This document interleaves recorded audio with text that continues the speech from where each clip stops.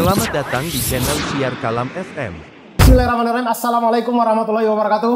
Waalaikumsalam. Teman-teman, tenda tanya, mohon maaf kita di luar tuh hujan. Jadi tenda kita biarkan basah, di situ kita masuk dulu ke masjid. Jadi masjid ini juga tendanya kita semua. Jadi selama kita melakukan hal-hal yang manfaat, itu insya Allah aman-aman saja. Jadi kita berteduh dulu di dalam masjid, teman-teman. Dan berjumpa lagi di tenda tanya, masih bersama Ustadz Nuruddin di sini. Terima kasih banyak Ustadz sudah datang lagi ke sini. Terima kasih banyak. Lalu dan masih dengan pembahasan yang sama, teman-teman. Kita membahas tentang buku ilmu mantik. Tentu di dalam episode tenda tanya bersama Ustadz Nuruddin ini mungkin tidak bisa semuanya kita bahas satu persatu, teman-teman. Ini buku 600 halaman, jadi tidak mungkin kita bahas satu persatu. Tapi intisari mudah-mudahan bermanfaat untuk kita paling tidak memahami kaidah berpikir, atau paling tidak untuk pengantar mukaddimahnya, biar teman-teman kemudian mempelajari ilmu mantik dengan lebih komprehensif lagi, dengan lebih teliti lagi, lebih runut lagi. Tapi mudah-mudahan ini sebagai pengantarnya. Dan bersama Ustadz Nuruddin di sini, kita kalau 2 episode sebelumnya kita masih membicarakan yang umum-umum, Ustadz. Sekarang kita akan mulai untuk masuk di dalam buku ini. Sejujurnya teman-teman, saya baca ini, tanda saya ini buku 600 halaman, saya baru sampai di halaman 408. Saya baru baca sampai 408. Tidak semuanya tentu saya bisa hafal dengan baik ya. Awalnya mungkin teman-teman akan merasakan, buat teman-teman yang seperti saya, basic bahasa Arabnya tidak ada sama sekali, mungkin awalnya akan memusingkan gitu. Tapi bertahan saja terus, lama-kelamaan terbiasa akhirnya. Ketika istilah-istilah Arab itu muncul, kita di otak kita tuh sudah tidak meraba-meraba lagi. Oh, ini maksudnya apa sih? Tidak. Kita sudah tahu. Oh, ini maknanya ini maknanya ini, begitu. Jadi mudah-mudahan teman-teman bisa membaca buku ini nanti. Dan buku ini teman-teman, kalau dari saya sebagai pembaca, saya merasa buku ini terbagi atas 2 bab utama lah, 2 bab besar. Bab yang pertama itu tentang konsepsi-konsepsinya, lalu bab yang kedua itu tentang proposisi-proposisi lah. Betul. Kurang lebih.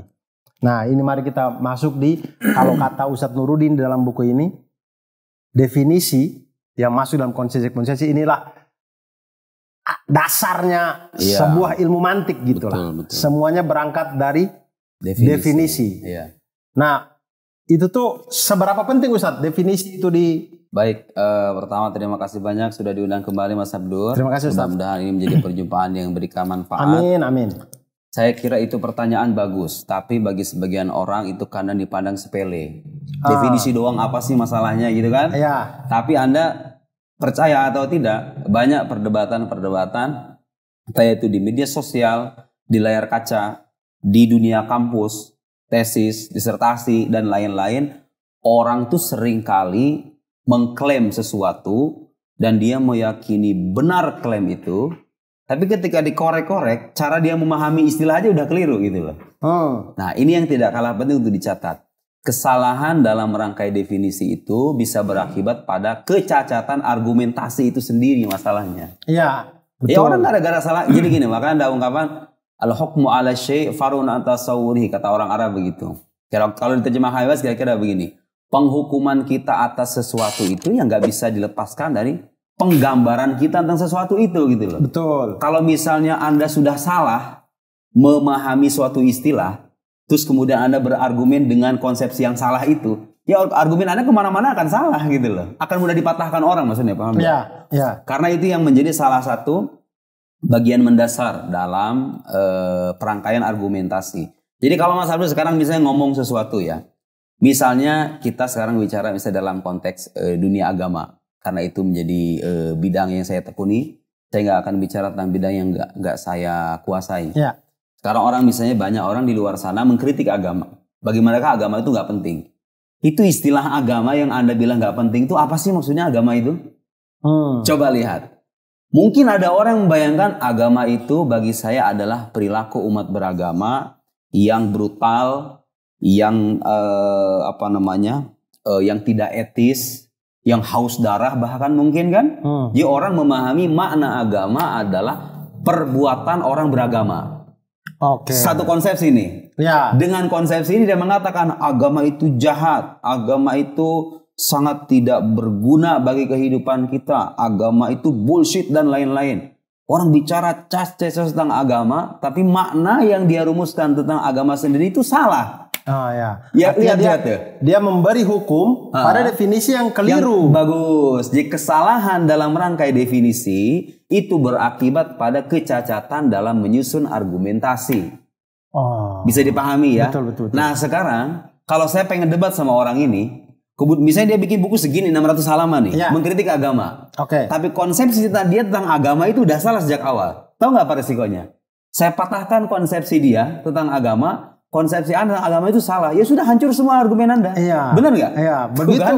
Definisinya terbukti kita cacat. patahin, Bagus. ya selesai 600 halamannya. 600 halaman itu selesai sudah. Itu pondasi awalnya segala sesuatu. Sekarang dari definisi. Sadar kan apa pentingnya itu. Jadi kesalahan dalam merangkai. Nah sekarang orang bertanya, terus bagaimana caranya supaya kita membangun definisi yang tepat? Makanya kita harus punya kaidah. Harus ada kaidah yang menjadi payung bersama gitu loh. Nah ya dalam logika itu disajikan kaidah yang rasional. Dasarnya bukan keimanan ya. Dasarnya itu bukan keimanan. Ini kan versi Islam, bukan versi Islam. Itu versi akal sehat. Nanti akan saya berikan beberapa contoh ya. Cara merangkai definisi yang baik dan benar. Poinnya itu tadi. Bahwa kesalahan dalam merangkai konsepsi ini bagi yang nggak paham, kan bahasa sisi begini, bahasa orang kampus ya. Ya gambaran lah. Gambarannya. Kan ada istilah nih, agama. Ada lagi istilah nabi. Ada lagi istilah Tuhan. Apa gitu, orang nanya ini kan, maksudnya apa yang kamu sebut-sebutkan ini? Mukjizat. Sering tuh orang sekarang, aku mengalami mukjizat dalam kehidupanku. Benar, itu namanya mukjizat. Mukjizat itu emang apa? Ya. Sampai tahu mukjizat itu apa? Jangan-jangan konsepsi Anda tentang mukjizat, ada orang menolak mukjizat. Bagi saya mukjizat itu mustahil. Kayak sekarang misalnya bulan Rajab ya. Rajab itu kan dikenal dalam tradisi umat Islam, ada peristiwa agung namanya Isra Mi'raj. Terus saya sering menjumpai orang nggak masuk akal itu Isra Mi'raj itu kan. Anda paham hukum akal apa enggak? Saya tanya. Iya kan? Mengatakan tidak masuk akal itu maksudnya apa tidak masuk akal itu? Bertentangan dengan hukum akal. Apa benar ada yang bertentangan hukum akal? Anda paham hukum akal atau enggak? Terus kalau Anda bilang, enggak itu bukan mukjizat namanya. Anda paham mukjizat atau enggak? Jangan-jangan penolakan Anda itu berlandaskan pada kesalahpahaman dalam memahami istilah. Kalau istilahnya sudah disalahpahami, ya argumentasinya cacat sudah. Kan sayang kan, Anda sudah bikin tesis, disertasi gitu kan, panjang lebar bicara sekian 2 chapter, 3 chapter, ternyata definisinya salah. Betul. Sudah hancur lah sudah semuanya itu. Nah itu pentingnya kan. Makanya jangan dipandang sepele ya. Jadi saya buat separuh buku ini itu untuk merangkai definisi. Betul. Kebayang kan? Saya bikin ini sekitar 600, artinya separuh, sekitar 200-300 halaman itu mengajari orang gimana cara merangkai definisi yang benar. Betul. Karena kalau itu salah, argumen Anda bisa hancur, luluh lantah. Ya makanya biasanya teman-teman kalau kita, ya semuanya, ya mau teman-teman nulis skripsi atau nulis tugas akhir atau apa, kita pasti memulai dengan definisi. Iya. Definisi tentang penelitian kita itu dimulai dengan definisi dulu. Karena kalau definisinya salah, itu metodologi apa segala macam itu ke belakang salah semua tuh. Iya kan? Nah, tapi kemudian begini Ustaz, saya punya pertanyaan begini. Misalkan sebelum kita ke argumentasinya, bagaimana kalau level perdebatan itu terjadi sudah dari definisinya? Nah, harusnya begitu memang. Memang harusnya begitu. Nah, jadi begini. Bagaimana cara kita bersepakat dalam satu definisi yang sama? Bagus sekali itu pertanyaan. Bagaimana kita bisa sepakat ya kan? Anda dengan saya bisa beda definisi. Iya. Begini, debat kusir itu sering kali terjadi gara-gara ini justru. Saya punya definisi A. Coba Anda bayangkan, ini contoh kita nggak usah ngelebar-lebar dulu ya. Orang kayak tadi nih. Agama versi dia itu adalah perbuatan umat beragama. Okay? Betul. Dia punya konsepsi, agama adalah perbuatan umat beragama. Oke? Sepakat. Kemudian dia bilang agama itu jahat. Agama itu buruk dan lain-lain. Dengan konsepsi itu. Saya misalnya debat sama dia. Konsepsi saya tentang agama itu beda. Ya. Karena saya belajar agama secara akademis, saya tahu betul inti dari agama itu bukan perbuatan umat beragama. Ya. Saya merangkai definisi tentang agama, nanti akan saya jelaskan ya. Tapi ini anggap saya punya definisi A, dia punya definisi B. Apa yang terjadi coba? Saya debat sampai 5 jam sekalipun.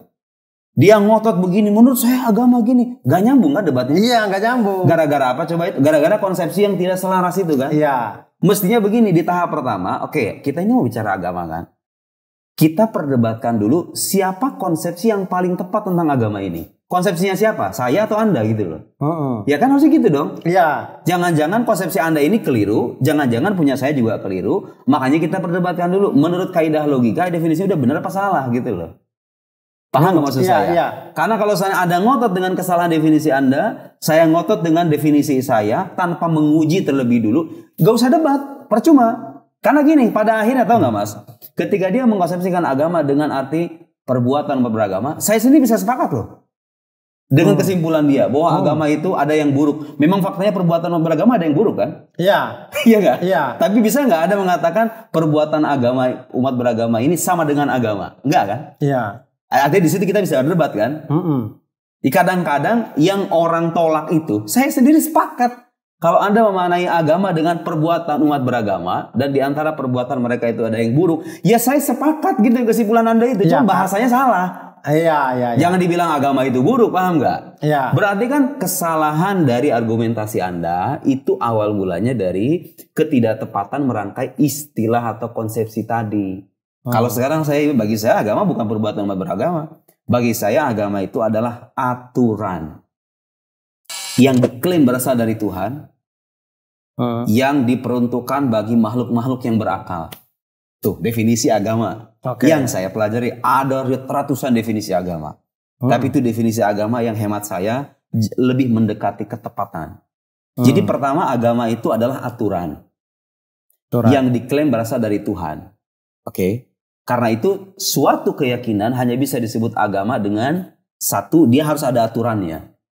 Islam, Kristen ada aturan semuanya kan? Ada aturannya.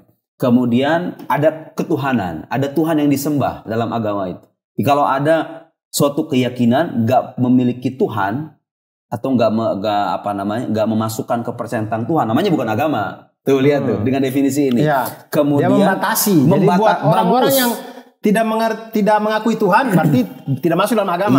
Iya. Terus ada lagi sosok yang menyembah, yaitu kita sebagai hamba. Karena agama ini diperuntukkan untuk mereka. Walhasil agama dengan definisi tadi itu adalah aturan yang diklaim berasal dari Tuhan. Berarti kalau Anda pengen tahu agama ini baik atau buruk, jangan lihat perbuatan umat beragamanya. Lihatlah ajaran agamanya yang aturannya itu. Iya, yang aturannya itu yang orinya, yang versi KW-nya gitu loh. Dari mana saya tahu kalau yang versi yang orinya? Ya Anda baca kitab sucinya. Terus kalau kata kitab sucinya umat Islam bahasa Arab kan? Anda jangan baca terjemahannya. Baca versi Arabnya dong, biar pahamnya bener. Masalah orang zaman sekarang apa coba? Dia mengira bahwa Quran itu yang diterjemah itu. Terus dengan terjemahan itu dia kemudian berspekulasi Islam A, B, C, D. Terjemahan Quran itu bukan Quran. Quran itu yang versi bahasa Arab itu. Oke, tapi kan saya nggak ada waktu belajar bahasa Arab. Makanya nanya sama ahlinya. Sama yang paham nih. Paham Al-Quran, paham bahasa Arab, paham kaidah penafsiran. Bener nggak itu begitu? Ternyata enggak. Ya sudah, berarti itu bukan agama, itu bukan Islam gitu loh. Kalau pengen tahu Islam, lihatlah Al-Quran, lihat sejarah hidup Nabi Muhammad, lihat sabda-sabdanya, tanya sama ahlinya. Ini Islam yang ori itu.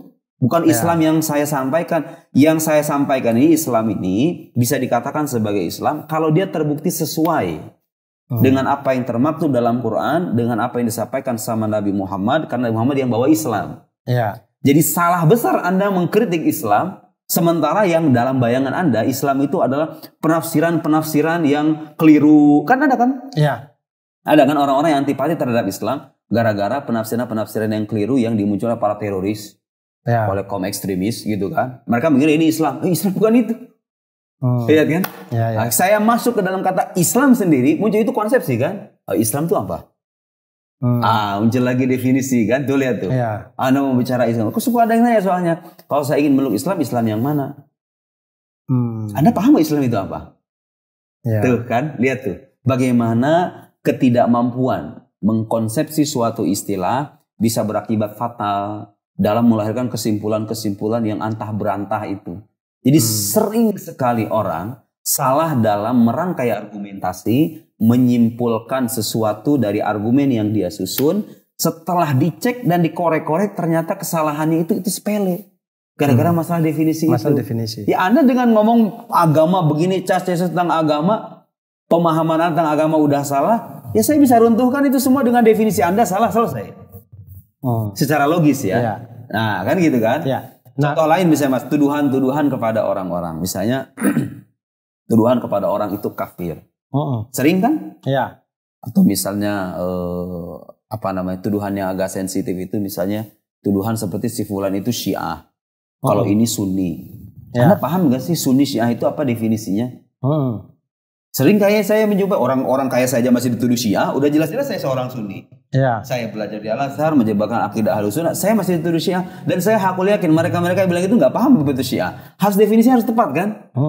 Nah, sekarang kita ingin memperlihatkan bagaimana caranya. Yang paling simpel deh. Ya. Karena kalau saya rinci secara akademis, ini perlu majelis-majelis secara terpisah. Ya, Definisi itu ada banyak macamnya, Betul. ada unsurnya, ada A, B, C, D, dan lain-lain. Paling tidak untuk biar penggambaran Bagus. buat teman-teman penonton itu biar di level definisi saja kita tidak keliru Iya. dalam berpikir, dalam merangkai kaidah-kaidah yang sesuai nalar manusia itu kayak apa Ustadz? Jadi sebagai akademisi ini sebenarnya nggak perlu penjelasan ya pentingnya definisi ini. Mereka akan sadar betul bahwa definisi ini adalah jantung dari argumen yang mereka susun. Kalau akademisi udah paham, cuma orang awam kita harus sadarkan bahwa pelajaran pentingnya apa nanti. Kalau Anda nggak bisa merangkai definisi, gak usah banyak ngomong deh, iya kan? Ya. Nanti percuma aja Anda ngomong ke sana kemari, ternyata definisi udah salah. Ada orang datang menyalahkan definisi Anda dan terbukti salah, selesai semua itu tulisan Anda. Omongan-omongan Anda itu, ya kan? Oke, sekarang untuk merangkai definisi itu diperhatikan dua unsur. Pertama adalah, ini saya berikan penjelasan sederhana aja ya. Jenis, genus, bahasa Arabnya jins. Ini buku sebenarnya banyak versi, banyak istilah Arabnya, tapi saya sudah terjemahkan ke bahasa Indonesia. Jins itu genus, ada namanya fasal, fasal itu diferensia. Jadi gini Mas. Contoh yang paling populer di buku-buku logika adalah manusia. Kita pengen mendefinisikan manusia. Manusia itu adalah hewan yang berpikir. Rational animal. Hayawanatik bahasa Arabnya. Lihat. Manusia ini kan konsep universal kan? Kan mencakup Abdur, Nuruddin, Fulan. Ini manusia nih. Kita ini satu payung manusia. Ini konsep universal itu maksudnya kata yang umum. Masjid. Umum kan? Nah dalam logika kata umum itu namanya universal, kata universal. Bahasa Arabnya kulli. Kalau yang bersifat khusus itu namanya partikular. Mana yang bersifat partikular? Juz'i. Makanya Al-Quran ada juz 1, juz 2. Ini sekarang Mas Abdur ini adalah individu yang tercakup dari kata manusia. Kursi universal kan? Mana individunya? Ya ini, bangku, ini, sofa, ya kan? Yang menarik Mas, sebetulnya yang kita sebut sebagai handphone, kursi, meja itu nggak ada di alam luar loh sebetulnya. Sampean bisa nggak mempersaksikan kepada saya mana yang namanya manusia itu? Nggak ada di alam luar itu, nggak ada manusia. Ini bukan manusia. Manusia itu konsep universal kan? Yang ada di hadapan saya ini siapa? Individu. Bagus sekali. Individunya. Paham ya? Jadi kursi, mana namanya kursi? Ini adalah individu yang diberlakukan kepadanya konsep universal namanya kursi. Ini bukan kursi itu sendiri kan? Kursi itu adanya di sini nih. Konsep universal kursi itu adanya di sini. Manusia, kursi, masjid, jalan, agama, nabi, mukjizat sebagai sebuah konsep itu adanya di sini. Ya kan? Ketika yang di alam nyata itu individunya. Bagus, individunya. Ketika kita mengajukan konsep-konsep universal ini konsep universal kan? Agama nih misalnya. Maka kita juga harus merangkainya dengan definisi yang berisikan kata-kata universal. Yang umum juga. Sekarang manusia adalah definisi kata manusia hewan. Universal kan? Iya nggak? Kita masuk di dalam bagiannya hewan. Bagus. Genus, namanya genus tuh. Jenis. Karena kita itu jenisnya jenis hewan, ya kan? Terekatlah dengan kita kambing, kuda, ular termasuk, ya kan? Kita satu genus nih. Dengan hewan-hewan itu. Karena kita sama-sama hewan. Hewan itu artinya makhluk hidup. Makhluk hidup lah. Bernapas, bergerak. Bergerak. Berkembang biak. Bagus. Itu hewan, kita satu genus nih. Tapi cukup nggak definisi kayak begitu? Nyertakan genusnya doang. Manusia adalah hewan. Bedanya apa kita dengan kambing kalau gitu? Iya nggak? Bagus. Apa bedanya kita dengan ular kalau cuma hewan doang? Berarti kita harus mendatangkan pembeda Pembedanya. antara ini dengan yang lain, dengan individu yang lain. Ya. Oke, kita ambil 3 hewan. Ada kuda, ada singa, ada manusia. Gimana caranya saya membedakan 3 makhluk ini nih dengan hewan-hewan yang lain? Dicari pembedanya kan? Ya. Kulit. Gak bisa, kulit semua juga punya, ya nggak? Ya. Kalau Anda mengatakan manusia itu adalah hewan yang berkulit putih. Yang berkulit hitam bukan manusia dong. Iya. Iya nggak? Ya. Berarti definisi cacat itu. Iya. Ya, tidak mencakup semua individunya. Nah, definisi itu syaratnya Mas, harus mencakup semua individunya, Ya. harus mencegah masuknya individu yang lain untuk ke dalam. Yang Nggak bukan manusia untuk masuk ke definisi bagus. itu. Itu definisi yang benar tuh begitu. Iya. Jadi kalau Anda mengatakan, misalnya begini, Islam adalah agama yang mengajarkan toleransi. Itu definisi cacat. Iya. Karena agama lain juga sama. Agama lain kan? juga sama. Itu contoh definisi yang tidak mencegah. Iya. Agama lain juga masuk ke situ dong kalau Ya, gitu. tidak Iya ada nggak? pembeda dan tidak ada pagarnya. Iya. Contoh lain, agama adalah keyakinan subjektif manusia. Contoh definisi yang cacat itu. Apa bedanya agama dengan keyakinan kita sehari-hari Iya, ini? Iya nggak? betul. Tuh contoh definisi yang cacat. Penting, sertakan kata universal yang menjelaskan jenis dari kata ini. Manusia adalah jenisnya hewan. Yang bedakan apa kemudian? Setelah kita Apa cari-cari. yang manusia punya dan hewan nggak punya. Bagus, bagus. Yang kalau itu nggak ada, manusia nggak disebut sebagai manusia. Itu namanya fasal atau diferensia. Diferensia itu yang membedakan. Disebutkan oleh para logikawan, ternyata yang menjadi diferensia itu adalah berpikir, keberpikiran, kemampuan untuk berpikir. Anak kecil kan nggak mikir.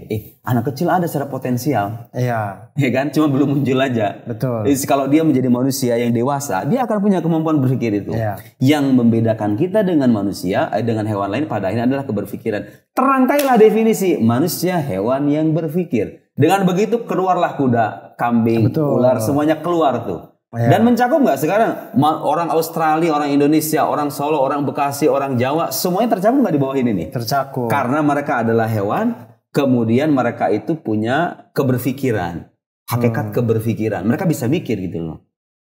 Dan sekarang gini kan, nggak ada. Coba lihat itu satu persatu hewan yang ada di dunia kita itu, ada nggak mereka bisa bikin buku kayak begini? Mereka argumentasi, bikin konsepsi, berdebat. Tidak ada. Nggak sih. ada kan? Iya. Berarti itu kekhususan, itu adalah hakikat manusia yang membedakan itu dari hewan-hewan yang lain. Iya. Baik, Ustadz, mohon maaf kita Iya. break dulu, kita Iya. sholat asar dulu. Nanti kita lanjut lagi teman-teman setelah kita sholat asar.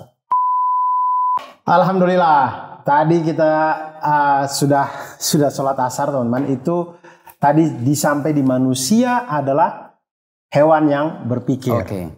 Hewan adalah jenisnya, Genusnya. kemudian berpikir adalah faselnya atau diferensianya, pembeda sehingga makna manusia itu tidak lagi disamakan dengan hewan-hewan yang lain. Bagus, ya. Oke. Itu contoh perangkaian definisi yang tepat ya. Oke. Cuma kadang-kadang gini Mas, kalau kita mencari titik pembeda yang menjelaskan hakikat dari sesuatu, kadang-kadang kesusahan. Makanya para logikawan mengajukan definisi lain. Definisi yang terangkai dari genus dan diferensia itu sering disebut dengan definisi analitik. Definisi analitik itu definisi yang ketat. Genusnya genus yang dekat, kemudian diferensianya diferensia yang dekat. Itu agak susah sebetulnya. Diberikan tawaran definisi lain namanya definisi deskriptif. Definisi deskriptif itu bedanya apa? Disertakan genus nih. Tapi setelahnya itu bukan fasal, bukan hakikat pembeda, tapi kekhususan. Nah, sekarang kita lihat kekhususan manusia itu. Misalnya para logikawan menjelaskan tertawa. Oke. Tertawa dengan gaya khas ya. Ya. Ya kan? Itu kan kekhususan manusia tuh. Ya. Ya kan? Atau misalnya kemampuan belajar. Ya. Belajar dalam arti yang spesifik loh ya. Kan nggak ada hewan yang misalnya datang ke kampus kemudian ada dosen mengajarkan kita mencerna, mengkonsepsi dan lain-lain. Itu kan cuma manusia doang tuh. Ya. Ya kan? Jadi qabiliyah lita'allum. Qabiliyah itu artinya apa? Menerima untuk pengajaran gitu loh. Bisa diajar gitu maksudnya. Manusia itu kekhasannya kan, bisa diajar kan. Tertawa itu kan kalau misalnya sampean misalnya sepanjang hayat gak pernah ketawa tetap jadi manusia tapi kan? Tetap. Karena itu kekhususan doang. Kekhususan, dia bukan esensi. Bukan esensi, bagus. Jadi kalau hewan itu esensi, keberpikiran itu esensi. Terbentuklah itu dua esensi itu, genus diferensia, jadilah definisi manusia. Nah, kalau kita tarik ke dalam diskusi-diskusi yang lebih subtil, yang lebih mendasar, yang menjadi bahan perbincangan banyak orang, ini kelihatan sepele kan? Kalau manusia udah jelas nih. Iya, iya. Andai pun orang salah mendefinisikan, dah nggak jadi masalah dah. Tapi kita sering kali loh, debat itu masalah-masalah yang krusial, mau itu menyangkut negara, menyangkut agama, menyangkut apa saja, politik. Dan konsep-konsep yang kita bicarakan itu sifatnya abstrak gitu loh. Iya. Iya kan? Contoh sekarang, dulu misalnya orang berdebat. Saya pernah tuh dulu waktu awal-awal balik dari Mesir, mendengar perdebatan seputar agama, filsafat, dan sains. Gimana itu katanya? Bertentangan apa enggak? Lahirlah kemudian artikel, puluhan artikel. Dijadiin satu buku. Saya baca itu bukunya, beberapa artikel. Ya itu tadi. Muncul beberapa tulisan yang saya baca, orang ini kayaknya salah deh. Mengartikan agama itu apa sih? Filsafat itu apa sih? Sains itu apa sih? Jangan sampai ada tumpang tindih gitu loh, ya kan? Ya. Harus jelas nih definisinya dulu sebelum ada debat. Kan sekarang jadi perbincangan banyak orang tuh. Kira-kira agama itu masih relevan gak ya? Ya Anda tanya dulu definisi agama versi Anda itu apa? Jangan-jangan Anda selama ini salah paham loh. Jangan-jangan yang Anda pahami sebagai agama itu adalah penafsiran ulama A, ulama B. Dan itu sendiri diperselisihkan sama para sarjana yang lain gitu. Itu bukan agama. Agama itu bukan hanya menyangkut penafsiran gitu ya. Oke. Filsafat. Ada kan orang yang mengharapkan haram belajar filsafat itu ya? Sampai detik ini. Sampai detik ini ada orang mengharapkan. Sampai logika aja mas itu. Ada orang yang mengatakan logika itu warisan dari Yunani katanya. Karena itu nggak boleh kita pelajari. Itu bukan bagian dari Islam. Coba itu orang. Mengatakan logika itu haram dipelajari. Tapi Anda paham nggak filsafat itu apa?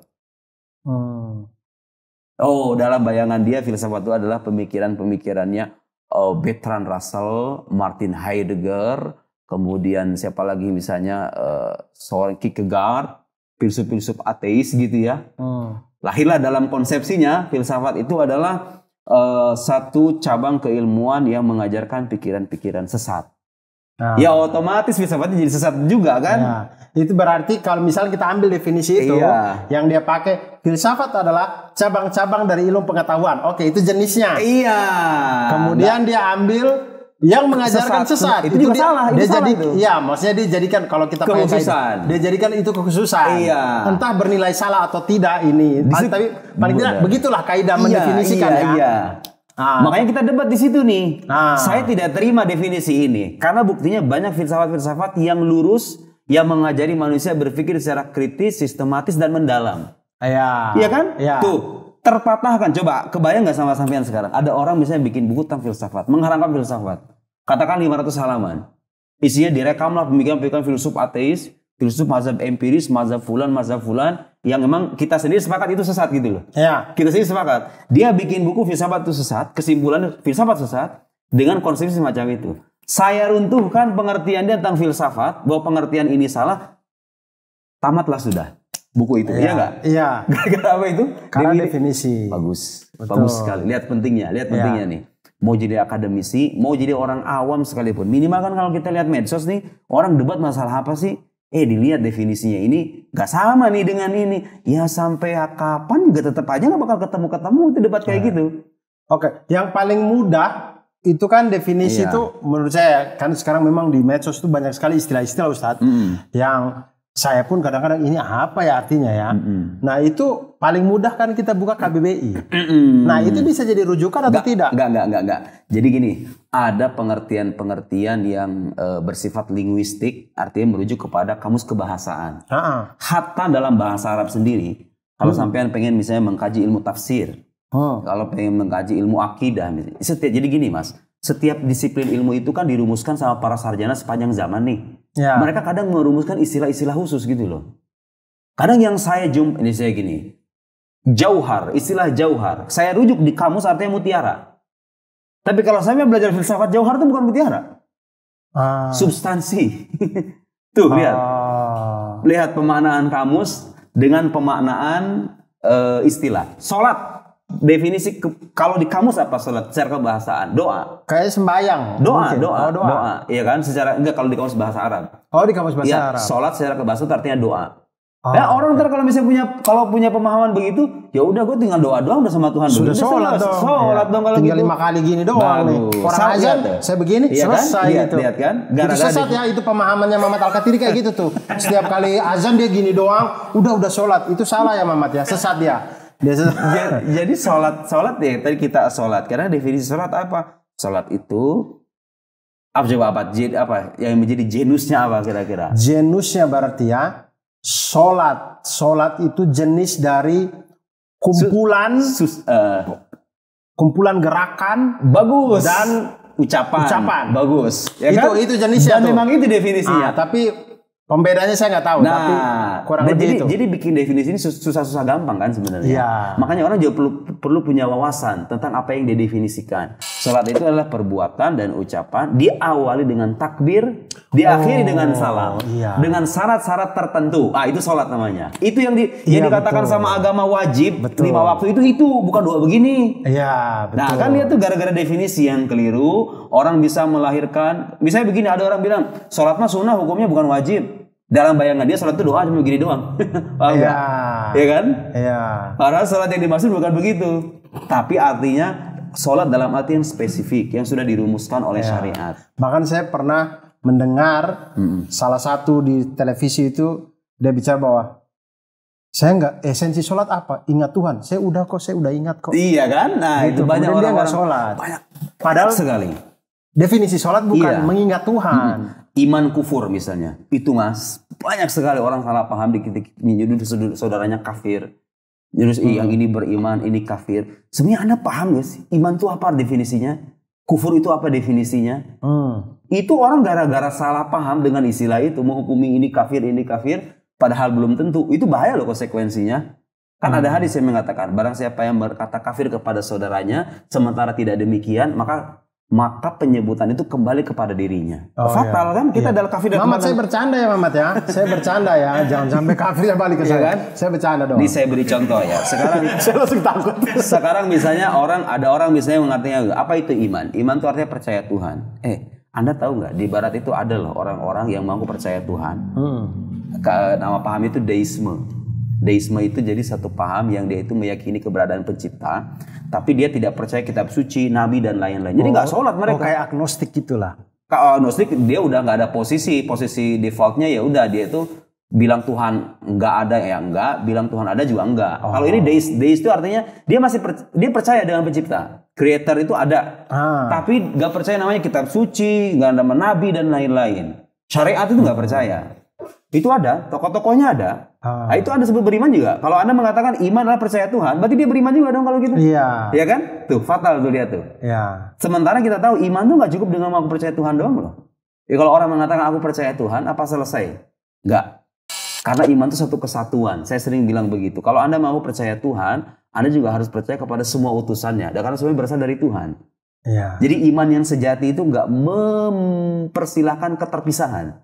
Gak bisa Anda bilang, saya beriman kepada Tuhan tapi saya mengingkari Nabi. Iman Anda batal sudah. Itu bukan beriman namanya. Iya. Oke. Karena kalau iman percaya Tuhan doang, kaum Quraisy dulu percaya Tuhan. Bagus sekali. Kan? Orang musyrik dulu itu kalau ditanya, siapa yang menciptakan langit dan bumi, mereka akan sayaqulunallah. Mereka akan berkata Allah. Iya. Itu orang-orang Abu Jahal, Umayyah bin Khalaf, orang-orang musyrik dulu itu. Iya. Mereka itu percaya Tuhan.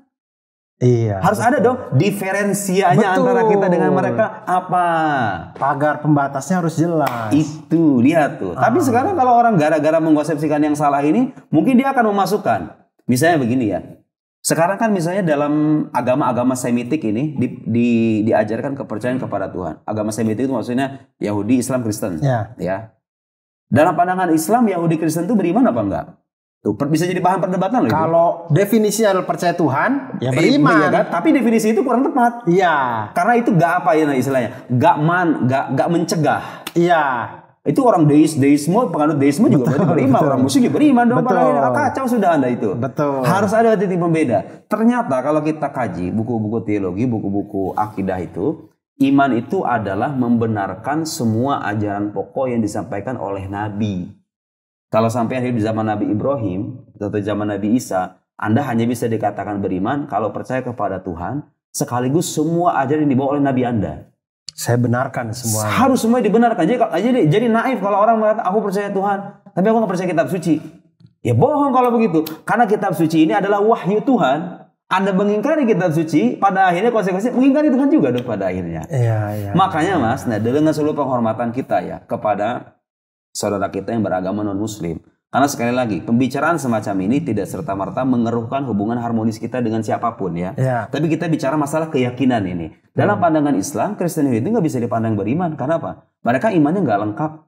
Orang-orang Yahudi pengikut Musa alaihissalam percaya kepada Musa, percaya kepada Torah. Tapi mereka nggak percaya kepada Isa, nggak percaya kepada Nabi Muhammad, ya nggak? Iya.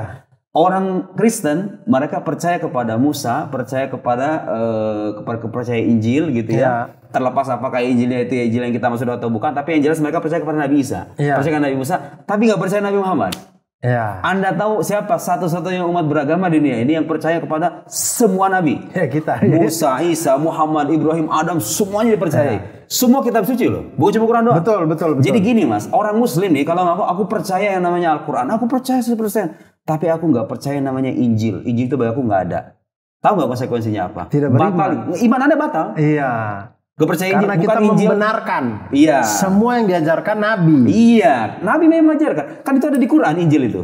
Iya. Bukan Injil yang sekarang ini ya, bukan Bible ya, tapi Injil sebagai wahyu yang diterima oleh Nabi Isa alaihissalam. Iya. Kita kan nggak pernah ngeliat, nggak pernah ngeliat, tapi masa sumbernya terpercaya Nabi yang bilang gitu loh, paham nggak? Iya. Kalau sampean yang bilang ada kita namanya Injil, saya berdustakan nggak apa-apa.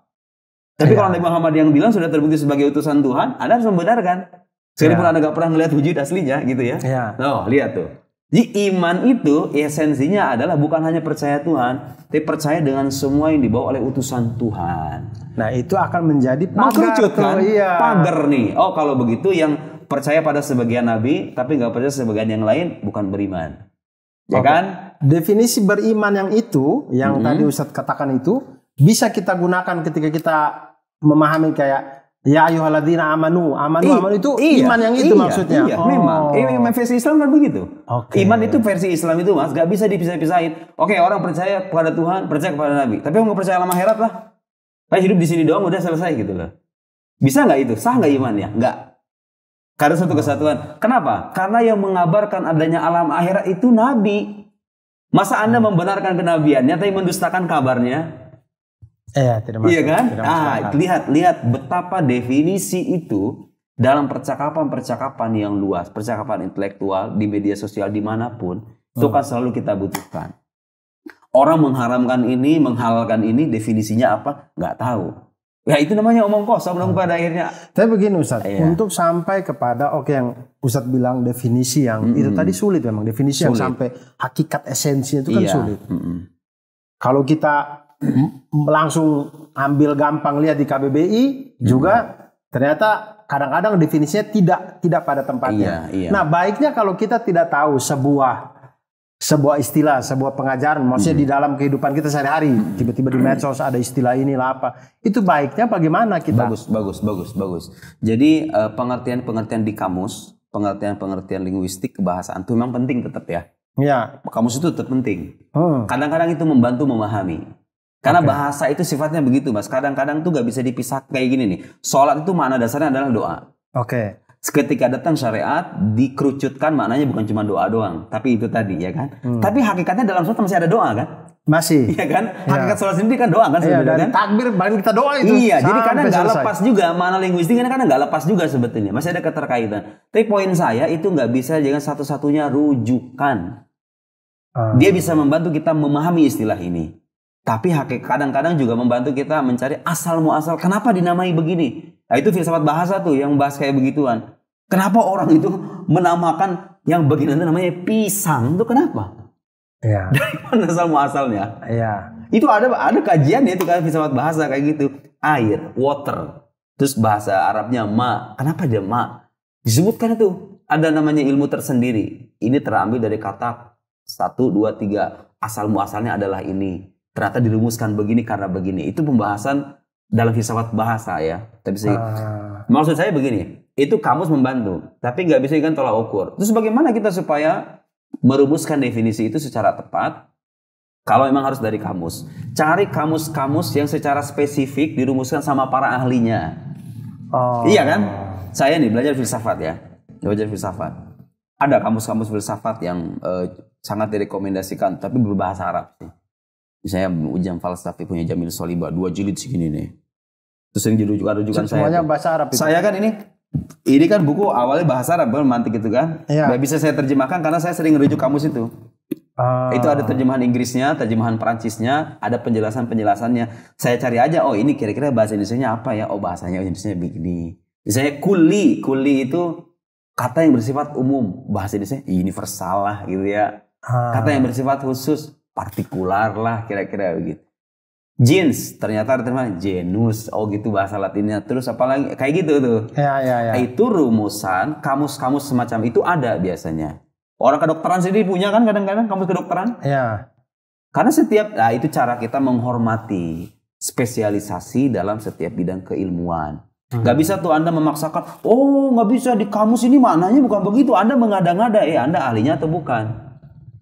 Ada kan kayak gitu kan. Lihat ini di kamus begini penjelasannya. Bisa bicara tentang penafsiran Quran ya.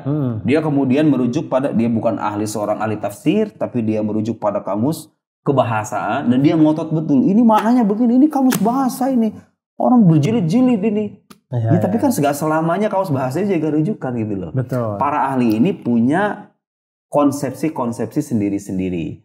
Nah, cara terbaiknya hemat saya kita merujuk pada kamus-kamus yang dirumuskan oleh para ahli itu. Itu pun dengan catatan ya, belum tentu sepenuhnya benar. Ya. Karena para ahli yang merumuskan definisi pun nggak selamanya belajar logika. Ya. Sekarang Anda tahu kenapa logika itu dikatakan pengantar bagi semua ilmu.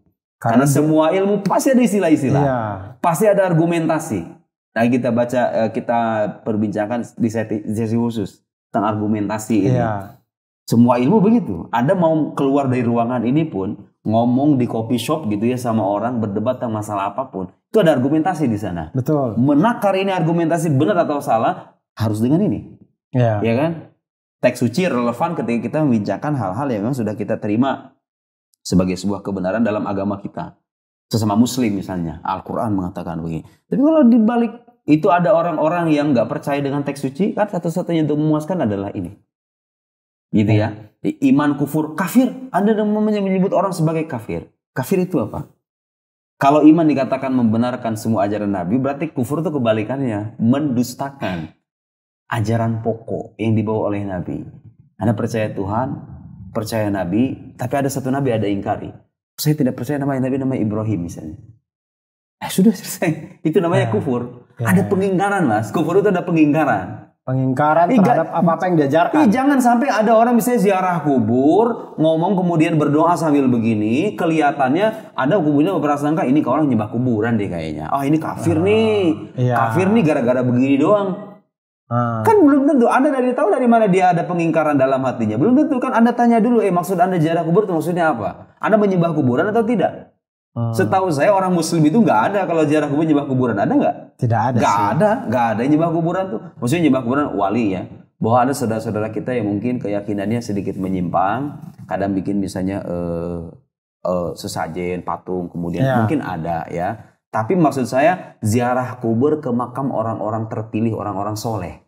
Saya belum pernah menjumpai mas. Orang ziarah ke makam wali, ke makam ahlul bait misalnya, ke makam siapa, fulan-fulan yang diyakini kesolehannya, terus menyembah kuburan. Gak ada.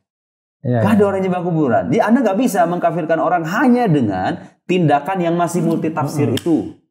Boleh jadi kemungkinan begini, boleh jadi begini, boleh jadi begini. Lihat bagaimana kalau kita belajar logika, kita tidak akan menjadi manusia yang gampang menghukumi sebelum meneliti. Dan sekarang kita hidup di zaman yang kebalikannya. Betul. Orang ngomong dulu, mikirnya belakangan, ya kan? Bener nggak? Itulah teman-teman. Maksudnya, artinya kalau kita ini baiknya ini, maksudnya teman-teman yang menonton ini ya, baiknya kalau kita bertemu dengan hal-hal yang kita tidak paham dan segala macam, mending rem dulu, kemudian kita cari tahu aja dulu. Baca, perbanyak bacaannya, baru kita mulai berdiskusi. Tapi begini Ustaz, biasanya kan untuk hal-hal, taruh definisi manusia, definisi sholat kan, ulama-ulama udah ketemu lah esensinya gitu. Kita sudah bisa baca. Tapi untuk hal-hal yang mungkin manusia belum tahu esensinya. dalam perdebatan itu mungkin nggak definisi itu kita revisi. Misalkan kayak kita mendefinisikan A, tapi begitu kita debat-debat ternyata ini juga termasuk harus kita batasi nih. Kemudian kita merevisi definisinya. Bisa. Definisi itu bisa direvisi, bisa malah kali terbukti cacat, tidak sesuai dengan kaidah. Kan tadi saya kasih tahu kaidahnya. Sertakan genusnya, sertakan pembedanya atau kekhususannya. Filsafat misalnya, ini kita bicara yang umum-umum ya, supaya orang tuh paham. Filsafat itu apa? Filsafat itu adalah disiplin keilmuan yang mengajarkan mengajak kita untuk memikirkan hakikat segala sesuatu. Kan filsafat mah karakternya begitu, bicara tentang hakikat. Apa hakikat pekerjaan itu? Apa hakikat kehidupan? Disuruh kerja itu kan dia hakikat kerja. Disuruh kawin, hakikat perkawinan itu apa ya? Kalau apa esensi perkawinan? Kalau mungkin sekarang anak-anak filsafat itu bisa disebut dengan anak-anak skena. Terus gini, ada kekhususan nih filsafat ini, cara berpikirnya radikal dalam arti mendalam. Jadi kalau orang tuh mikir di permukaan, orang filsafat tuh mikirnya langsung ke dalam gitu loh. Iya kan, mikir langsung ke jantung yang kadang orang tuh nggak terlintas di kepala mereka. Ya karakter filsafat. Kemudian sistematis. Kemudian sistematis, radikal dan mendalam. Radikal itu artinya mendalam. Sistematis dan logis. Ya. Itu kalau saya mengartikan filsafat dengan cara begitu, satu disiplin ilmu yang mengajari kita cara berpikir yang kritis, logis dan mendalam. Atau satu disiplin ilmu yang mengajari kita tentang hakikat segala, menjelaskan hakikat segala sesuatu. Apa sih sesatnya kayak begitu? Itu bagus kan? Tidak ada sih. Bagus kan? Ya. Tapi kan ada itu filsuf-filsuf penyimpang. Iya saya juga tahu emang itu ada penyimpangan dalam filsafat, tapi itu bukan representasi dari filsafat gitu loh. Berarti kalau begitu Anda harus bedakan nih antara filsafat sebagai ilmu dengan filsafat sebagai produk pemikiran para filsuf. Beda kan? Sehingga penghukuman Anda lebih jernih pada akhirnya. Oh ternyata yang saya bilang filsafat haram itu bukan filsafat hakikatnya, tapi itu produk pemikiran para filsuf yang memang terbukti salah. Saya sendiri kalau Anda mengatakan Bertrand Russell seorang ateis, iya. Terus pikiran-pikirannya ada yang benernya, ada yang salah, gitu loh. Harus jernih dong, ya kan? Anda bicara tentang sains, lihat mas, gara-gara orang salah definisi ya. Kadang-kadang tuh bisa merecoki bidang lain, ya bukan kapasitasnya, dan dia terjatuh ke dalam falasi. Saya beri contoh yang real. Banyak atau katakan beberapa yang saya jumpai, saintis-saintis, baik itu di barat ataupun beberapa di tanah air mungkin ya, yang kadang-kadang tuh menafikan keberadaan Tuhan dengan alasan sains. Menurut sains Tuhan tuh tidak ada katanya gitu kan. Logika yang mereka bangun itu loh. Tapi Anda sadar nggak sih sebetulnya sains itu definisinya apa sih? Yang ada sebut sains itu kan cabang pengetahuan yang membahas tentang fenomena alam semesta kan? Lihat tuh, sains itu bidang cakupannya adalah alam semesta yang terindra ini, yang bersifat empiris ini. Sementara Tuhan bukan wujud yang bersifat empiris. Bukan yang wujud yang bersifat indrawi, ya kan? Kalau Anda mengatakan Tuhan tidak ada dengan bermodalkan sains, dengan pemaknaan semacam ini, kan nggak nyambung pada akhirnya. Masa Anda menafikan sesuatu yang tidak terindra dengan bidang keilmuan yang objek kajiannya adalah sesuatu yang bersifat indrawi gitu loh. Nggak masuk. Nggak masuk. Saya pernah kasih misalan, bisa nggak grammar bahasa Inggris mengoreksi tata bahasa, nahu bahasa Arab? Bisa? Tidak bisa. Nggak nyambung kan? Nggak nyambung. Ada domainnya masing-masing gitu loh. Kalau begitu, kalau ada yang mengatakan Tuhan tidak ada, nggak bisa tuh hanya berlandaskan menurut sains. Karena bidang kajian sains nggak berkaitan dengan wujud metafisik itu. Anda harus jelaskan dulu definisinya apa gitu loh. Kalau Anda mengatakan Tuhan tidak ada, harus disertakan argumen rasional dong pada akhirnya. Bukan Anda melihat penelitian saintifik, menurut saintifik nggak ada itu namanya roh itu. Ya emang menurut sains emang nggak ada karena itu bukan bidangnya membahas roh gitu loh. Betul. Itu bidangnya agama, iya kan? Iya. Lihat tuh ketidaknyambungan kayak gini. Tahu bermulanya dari mana? Definisi. Orang cacat dalam merangkai definisi. Karena definisi itu nggak terucapkan, tapi ada di kepalanya gitu. Betul. Di kepalanya ini salah. Orang kalau belajar logika, di antara manfaatnya apa? Dia lebih kritis dalam merangkai konsepsi atau definisi-definisi itu. Karena dia tahu definisi itu manakala tidak sesuai dengan kaidah, oh ini cacat. Kalau saya bangun argumentasi dengan definisi ini, ya percuma aja. Artinya begini Ustadz, misalkan kita berjumpa atau Ya, maksudnya di dalam kehidupan sehari-hari ini atau dan konten dan segala macam yang kita tahu definisi yang kita amini sudah berbeda nih. Itu baiknya kita tinggalkan aja atau bagaimana? Iya, saran saya kepada orang-orang yang terlibat dengan perdebatan, kemudian ingin berdebat secara serius, dipersamakan dulu definisi kita menyangkut istilah kunci. Yang kita ingin perdebatkan diskusikan. ini. Ya. Jangan-jangan soalnya gini, jangan-jangan persepsi Anda tentang istilah ini sejak awal udah salah. Ya udah, kalau kita pengen nguji nih, mana yang benar, mana yang salah definisinya. Ya udah kita debat dulu di situ definisi ini benar. Kayak dulu saya pernah debat sama profesor itu yang tentang soal kalamullah. Al-Quran itu kalam Allah apa kalam Nabi katanya. Ya. Harusnya itu idealnya apa coba? Saya dengan dia debat dulu, kalam itu apa?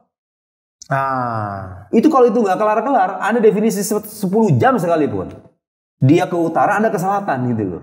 Iya. Ya, buat apa kan? Iya. Buat apa gitu loh. Iya. Itu hanya mereka debat-debat kusir dan itu banyak di media sosial. Gara-gara kadang-kadang itu terjadi juga ketika kita nggak memahami definisi lawan. Kadang-kadang kan kalau misalnya akademisi itu ketika berdebat di spesialisasinya masing-masing, dia sudah tahu bahwa yang dimaksud dengan ini adalah ini. Tapi kadang-kadang yang datang ini bukan ahli gitu loh. Betul, yang mengkritik betul. ini. Betul. Kita memahaminya begini, dia memahaminya secara berbeda. Makanya kalau nggak punya keahlian dalam sebuah bidang, hemat saya itu cara terbaiknya adalah diam. Karena kemunduran ilmu pengetahuan itu Mas, kadang-kadang disebabkan oleh banyaknya pembicaraan yang bukan ahli itu. Yang ahli ini sudah bicara melangkah 1000 langkah, nah yang bukan ahli ini kira-kira ngebontotin dari belakang gitu loh. Sini dulu, narik kita ke belakang gitu kan. Loh kita pengen maju. Anda ngapain ke belakang lagi? Ini udah selesai. Ya. Masalah ini udah selesai, udah kita bahas. Ngapain Anda narik-narik kita ke belakang lagi? Ya. Mundur pengetahuan kita kan? Ya. Coba kalau setiap yang bicara itu adalah ahli dan mereka cara berpikirnya matang semua. Yang berdebat tahu bagaimana caranya merangkai definisi yang tepat, bagaimana caranya merangkai argumentasi yang benar. Saya kira tuh wajah intelektual kita jauh lebih produktif. Iya, betul sih. Iya Betul kan? sih. Jadi itu yang sering kita jumpai teman-teman. Jadi memang kita ini sudah hidup di zaman yang betul banyak sekali yang bicara, termasuk saya juga, dan bukan ahli gitu. Iya. Jadi memang lebih baik ketika kita menemukan hal-hal yang kita tidak paham, bagusnya kita cari dulu bacaannya segala macam. Jadi kita lebih tahu esensinya dari apalagi tentang definisi. Iya. Definisi itu awal mulanya dari segala macamnya soalnya. Karena kita saya ngomong begini aja udah banyak di istilah-istilah yang saya gunakan ya kan. Iya. Kemudian nanti sampai pergi ke kantor kita bicara. Jadi dunia kita itu dunia kata-kata kan sebenarnya. Iya. Dunia kita ini nih, peradaban kita ini dibangun dari kata-kata kan. Jadi kata-kata ini menjadi wadah dari ide yang ada di kepala kita. Betul. Saya ingin mengatakan, menurut saya agama adalah hal yang sangat mendasar bagi kehidupan umat manusia. Karena tanpa agama manusia akan hidup sengsara. Saya bertanggung jawab untuk menjelaskan ke orang Mas, kenapa bisa begitu? Iya nggak? Iya. Kalau kita mau bersifat akademis kan? Kenapa? Kenapa Anda mengatakan kalau tanpa agama manusia bisa sengsara? Bisa jadi buku 200 halaman itu. Iya. Iya kan? Iya. Jadi orang itu mengajukan klaim setelah dia sadar betul. Apa landasan sahih di balik klaim ini? Seandainya orang bicara dengan mindset semacam itu. Saya ngomong dan saya tahu pijakan saya. Yang lain ngomong, mengkritik, dan saya tahu pijakan kritik saya. Dan saya paham betul apa yang dimaksud oleh lawan bicara saya. Apa yang terjadi? Buku demi buku akan bermunculan, ide demi ide yang kreatif akan bertebaran di mana-mana, diskusi akan hidup. Tanpa harus ada caci maki, kemudian menjatuhkan dan lain-lain. Iya, kadang perdebatan itu memang dimaksudkan untuk menjatuhkan. Bukan sih. untuk mencari bener. Makanya pemahaman bersama. Bener. Kalau orang jujur ya, kan saya bikin buku khusus ilmu debat. Kalau sampai ilmu debat itu praktek dari ini sebenarnya. Jadi orang setelah memahami kaidah-kaidah logika nih, oke, diaplikasikan dalam perdebatan intelektual tuh kayak gimana? Kan definisi, argumentasi ya kan? Debat itu kan begitu. Iya. Debat itu ada. Nanti kalau ada orang mengajukan definisi cacat, bagaimana cara kita membantahnya? Itu ada aturannya, Mas. Jadi dalam Islam ini, Anda percaya atau tidak? Karena saya mempelajari. Dalam Islam itu urusan kita debat aja ada ilmunya. Gak sembarangan orang mengajukan argumentasi ini. Kita pengen membantah. Oke, bantahannya itu menyangkut premisnya atau konklusinya? Terus kalau saya pengen mengkritik itu dengan cara mengajukan proposisi kontradiktifnya atau dengan cara membalikkan argumentasinya supaya menjatuhkan pandangannya. Itu ada tekniknya. Ada istilah-istilahnya, gitu loh. Paham enggak?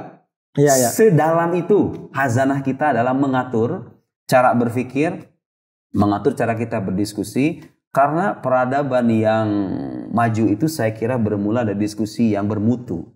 Betul. Tanpa adanya diskusi yang bermutu, kita akan sulit untuk menciptakan kemajuan dalam ilmu. Iya. Ya kan?